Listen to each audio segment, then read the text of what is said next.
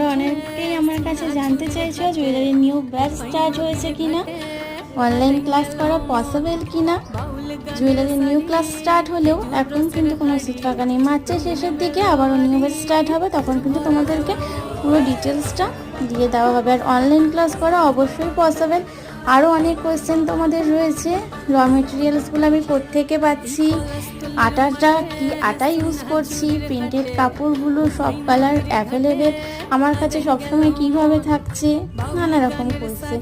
তো সব ডিটেলসগুলো কিন্তু আমি তোমাদেরকে বলবো নেক্সট ভিডিওতে। আর তোমরা আমাকে যারা এফবিতে মেসেজ করছো মেসেঞ্জারে, আমি অর্ধেক সময় অর্ধেকের মেসেজের রিপ্লাই করতে পারছি না, আমি দেখছি না। আমার কাছে সব মেসেজ কিন্তু সবসময় আসে না। কমেন্টে গিয়ে বলছে দিদি ইনবক্স চেক করো, কিন্তু আমার কাছে কোনো মেসেজ নেই। পেজে দেওয়া নাম্বারটা আছে, যেই নাম্বারটা, ওখান থেকে কিন্তু আমাকে তোমরা